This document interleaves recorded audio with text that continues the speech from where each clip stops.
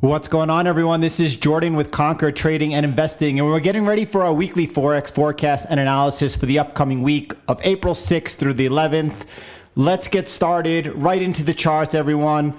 By the way, before we do, 4,000 subscribers on the channel. We just started about 5 months ago. We already hit 4K. I want to thank each and every one of you making this one of the fastest growing channels in the foreign exchange currency markets. Really appreciate every single one of you. And if you haven't already gone ahead and subscribed to this channel, go ahead and do so right now. All right, let's start this off with the DXY, the dollar index over here. And you could see last week was very bullish here on the DXY. 4 to 5 days were up. We were looking at this as a pullback to lean in. This is where the Fed went ahead and acted, as well as the White House stepped in with the stimulus package. And we could see that the dollar took a near-term hit. Listen, there's a dollar shortage. We're expecting further dollar strength. Ultimately, our next target was a test over here of the 101.90, 101.80 to the 102.12 area over here. We'll see what happens once we get into this area of supply. Last week on Thursday, we sent out an update over on TradingView, watching this pattern developing over here. There's a little bit of a triangle, and we were looking for a breakout over here for a signal that this near-term bullishness would continue. Let's see what happens next week. I think we're going to be taking a run over here somewhere up in this area. That's what I'm looking for. Once we get there, I'm not going to be taking profits just yet. I'm going to watch how price reacts on my US dollar pairs. All right, let's take a look at the Euro US dollar.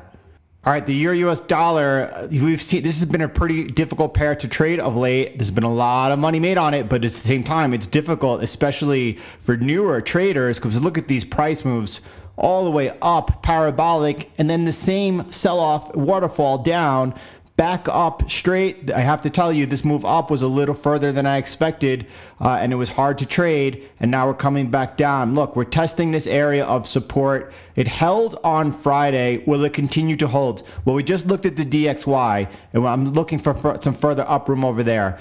If you check out the Commitment of Traders report, you will see that there is an enormous amount of people long the euro over here. I think they're caught on the wrong side of this trade. I think that could exacerbate a move to the downside. I'm looking this week, I'm looking to see of whether or not Friday's low holds. I don't think it will. If it doesn't hold, we're coming down, and we're at the very least testing the next first area of target is 1.06493. We're going to look to test the lows down over here, and then we're going to watch. I'm going to watch as if we do get down over here towards the lows. That's where I'm going to watch to see whether or not I take profits on my shorts, or whether or not I push them. And if we get a breakdown, we'll see where that goes. All right, we have a lot to cover. And we're going to get into all the different currency pairs. But right now, I want to take a look at US dollar, WTI Crude Oil. All right, this has been in play ever since Friday, as it looked like we were trying to push some type of agreement in oil production cut across the world, led by Saudi Arabia and Russia, if they could get the US to agree to it. I don't think they're going to be able to get the US to agree to it. I think over here at 28.79, this is a good place to lean in. I took a first short yesterday, 28.50, and I'll be looking to add to that if we come up and test the $30 level. I think that ultimately, whatever happens, it's going to fall apart pretty quickly. I think that the fact of the matter is that there's just an oversupply and a lack of demand. And I do think we're going to come down and we're going to test these lows here at 20 and or take them out to the downside. So this little bit of a spike here looks like a good place to lean in and kind of get short. You could reduce you could limit your risk really well, knowing where you're wrong on the trade, and then look for a better opportunity. But ultimately, we're going to go lower here on oil.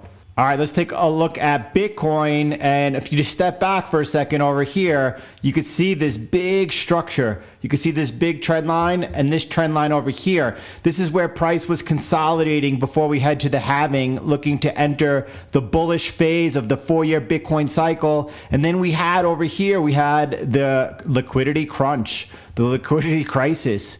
Everything correlated to zero and went down. And you could see that Bitcoin got caught up in that breaking down outside of that triangle. And this was an opportunity. That opportunity has since passed. I don't think we're going to come down and test down here again, although it is possible.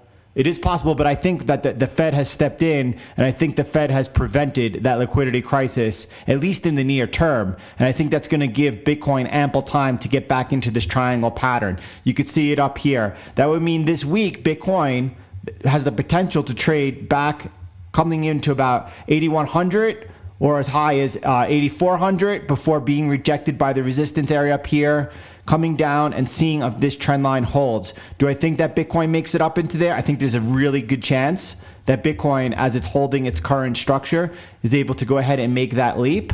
Now look, if Bitcoin loses this trend line down here, see this upper trend line and lower trend line? As it stands right now, we've broken out of it and we're testing that trend line on the way down, that broken resistance, and it's holding as support.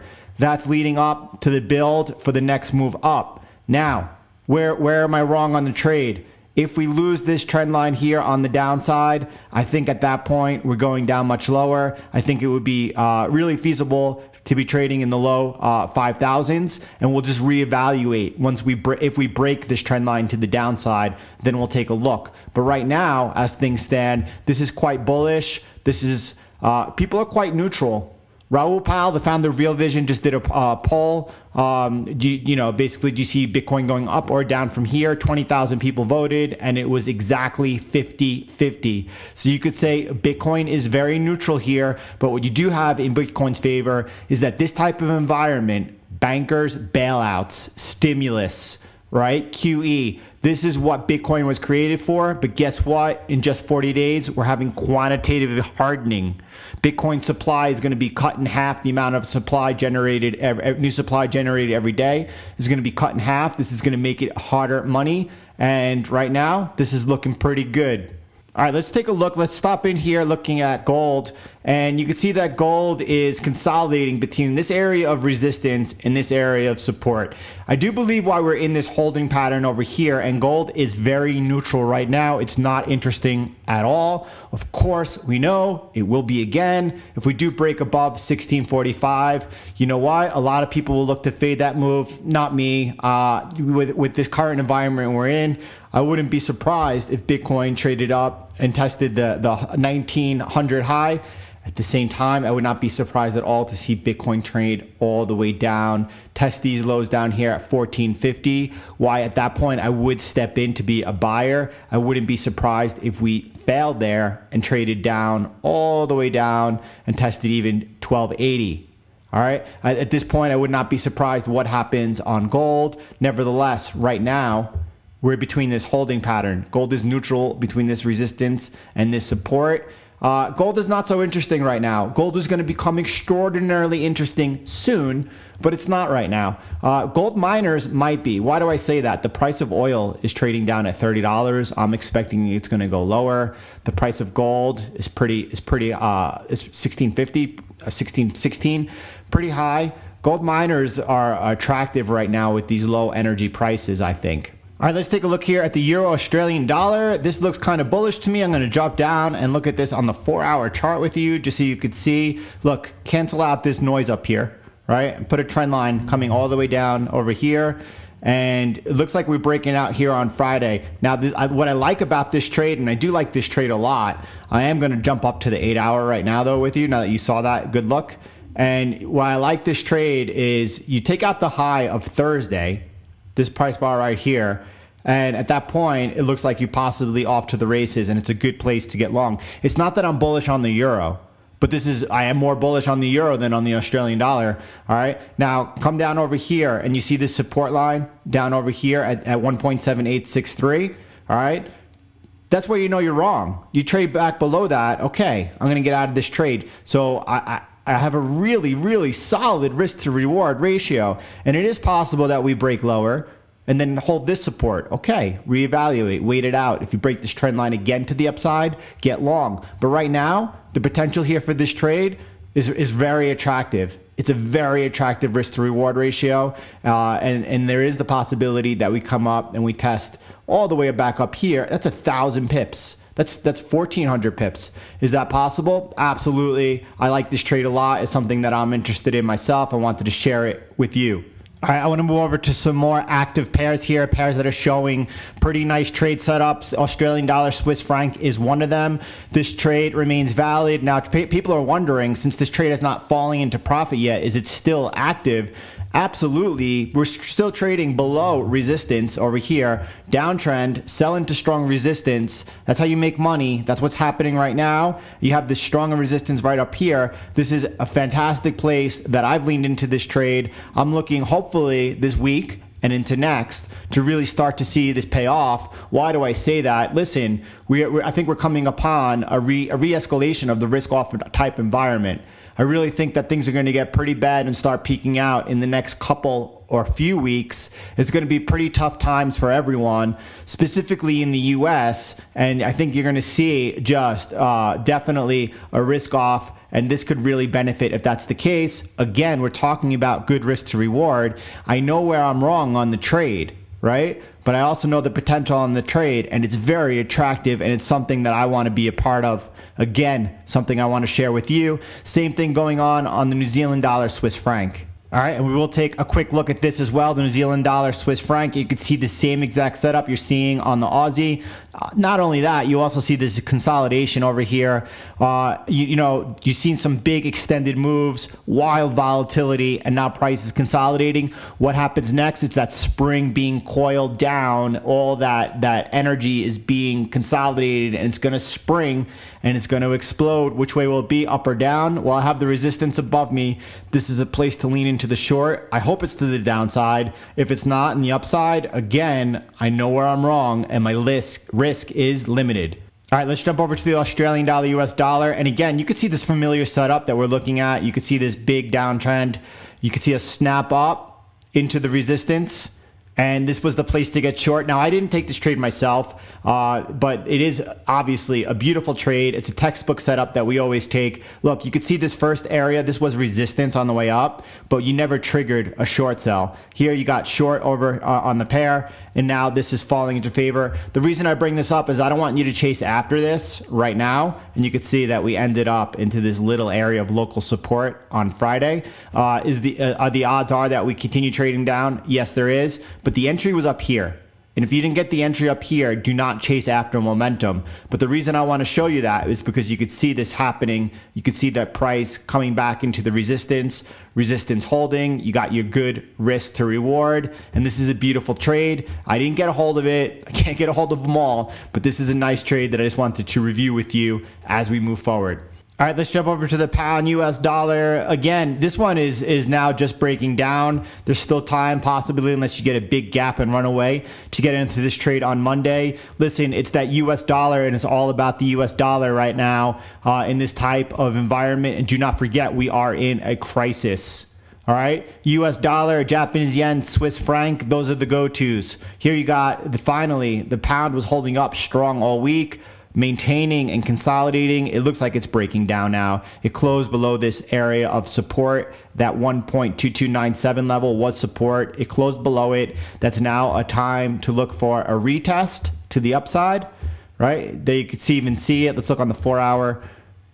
There's still time here. Look at that beautiful retest. Here's the broken support.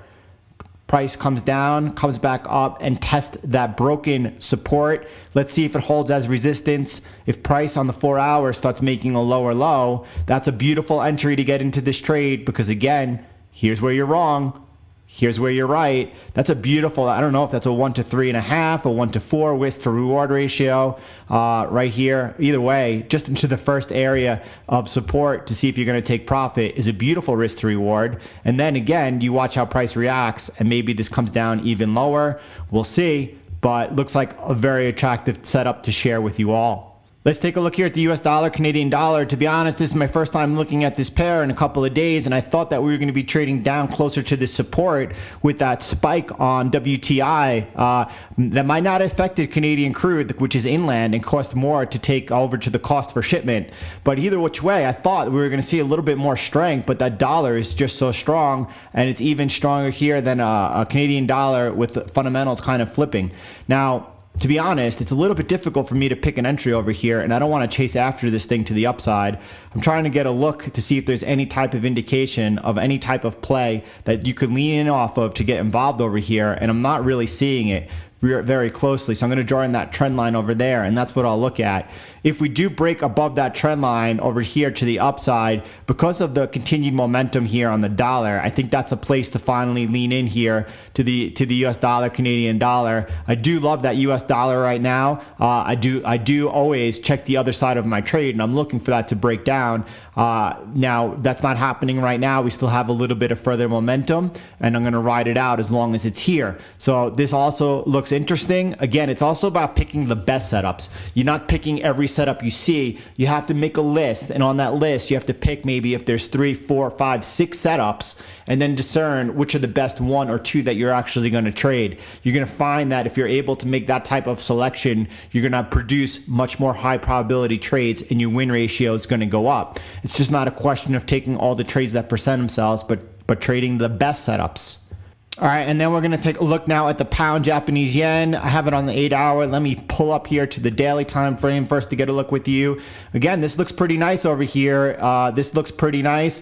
You know, this is maybe not the easiest pick in the bunch, meaning that, you know, you can play strength versus weakness. The pound is held up pretty moderately well. That could roll over again over here, and there could be significant room on the downside. I wish I had a better look at it. I'm going to put in that trend line over here, actually extend it down. This trend line I have, this trend line is going back all the way back up to March of 2019. You could see that it was in play over here. And then you could see the touches again. It held a support over here, and then here it was resistance. And then you could see it now as of last week back in play. So I'm going to use that trend line to lean off of. If we trade below that trend line, I think that will give me the momentum to actually get in here and lean into the short side. All right, so I don't know if that's going to be a trade that has the possibility of triggering on Monday, maybe Tuesday, maybe sometime next week, but it's something to watch and just be aware of. And listen, I talked about earlier about having 4, 5, 6, 7 setups.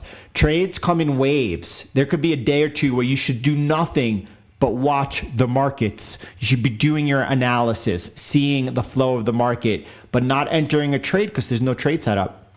But then when setups start to come in, you'll see that they come in on multiple pairs all at once. It's your job as a trader at that point to find out which seems to be the best setup, be really choosy, and take those trades. So is this the best setup right now? Probably not. All right, everyone. Good session. Really enjoyed sharing it with you. I hope you all have a great weekend. I look forward to sharing more with you on Monday. If you're not yet subscribed to the channel, if you haven't liked this video, if you learned something in this video or you appreciated something shared, go ahead and smash that like button. Subscribe to this channel if you're not already, and I look forward to sharing more with you on Monday. Talk to you all then. Peace.